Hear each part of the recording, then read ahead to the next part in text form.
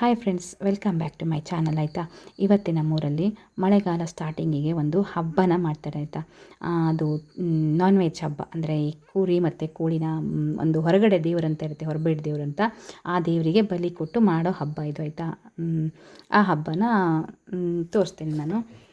ಕುರಿ ಮತ್ತು ಕೋಳಿ ಆಲ್ರೆಡಿ ಅಲ್ಲಿ ಕಟ್ಟಿದ್ದಾರೆ. ಆಯಿತಾ, ಅದನ್ನು ನೋಡಿ, ಇಲ್ಲಿ ಕುರಿ ಇದೆ, ಇದು ನಾಯಿ. ಆಯಿತಾ, ನಂದು ರಾಕಿ ಅದು. ಆಯಿತಾ, ಮತ್ತು ಅದನ್ನು ಕುರಿ ಅನ್ಕೊಬೇಡಿ, ಇದು ಹೌದು ಕುರಿ. ಆಯಿತಾ, ಇನ್ನೊಂದು ಬರೋದಿದೆ, ಅದು ಹುಲ್ಲು ತಿಂತಿದೆ, ಅದಕ್ಕೆ ಗೊತ್ತಿಲ್ಲ ಪಾಪ ಮುಂದಿನ ತಯಾರಿ ಏನು ಅಂತ.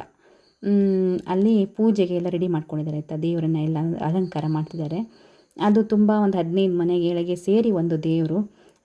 ಅಲ್ಲಿ ನಮ್ಮ ಅಂದರೆ 15 ಮನೆಗಳು ನಮ್ಮ ಒಂದೇ ಫ್ಯಾಮಿಲಿ ಮನೆಗಳು, ಬೇರೆ ಬೇರೆ ಮನೇಲಿದ್ದಾರೆ.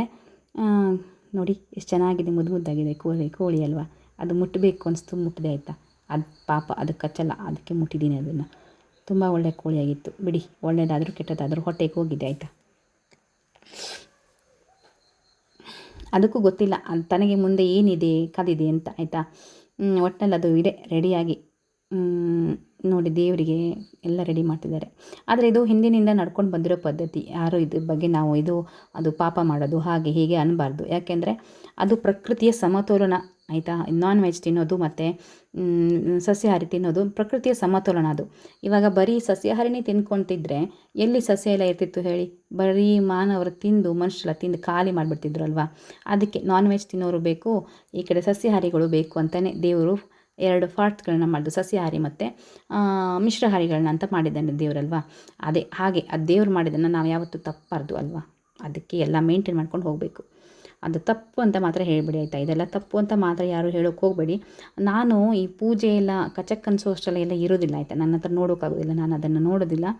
ಜಸ್ಟ್ ನಾನು ಪೂಜೆ ಆಗೋಷ್ಟು ಹತ್ತಿರ ಇರ್ತೀನಿ, ಆಮೇಲೆ ಹೋಗ್ತೀನಿ ಅಷ್ಟೇ. ನಾನು 2 ವೀಡಿಯೋಗಳನ್ನ ಮಾಡಿದ್ದೀನಿ, ಆದರೆ ಜಾಸ್ತಿ ಉದ್ದ ಆಗುತ್ತಲ್ವ, ಅದಕ್ಕಾಗಲಿ 2 ಪಾರ್ಟ್ ಮಾಡಿದ್ದೀನಿ. ಒಂದು ಬಾಕಿ ಅಡುಗೆ ಪ್ರಿಪೇರ್ ಮಾಡೋದನ್ನೆಲ್ಲ ಮುಂದಿನ ವೀಡಿಯೋದಲ್ಲಿ ತೋರಿಸ್ತೀನಿ. ಆಯಿತಾ, ಇದು ಇಷ್ಟೇ, ನಿಮಗೆ ಈ ಪೂಜೆದು ಮತ್ತು ಇದ್ರದ್ದು ಮಾತ್ರ ತೋರಿಸ್ತೀನಿ. ಆಯಿತಾ, ನೋಡಿ, ಕುರಿಗಳಿಗೆ ತಿನ್ನಿಸ್ತಿದ್ದಾರೆ ಊಟನ. ಏನೋ ಬಾಳೆಹಣ್ಣು ಮತ್ತು ಅಕ್ಕಿನ ತಿನ್ನಿಸ್ತಿದ್ದಾರೆ. ಅದೇ ಅಂತಾರಲ್ಲ, ತಿನ್ನಿಸ್ಬಿಟ್ಟು ಕಚಕ್ ಅನ್ಸೋದು ಅಂದರೆ ಇದೇನೇ ಪಾಪ ಅದನ್ನು. ಆಯಿತಾ, ಪಾಪ ಅನ್ಬಾರ್ದಂತೆ, ಸಾರಿ ಬಿಡಿ.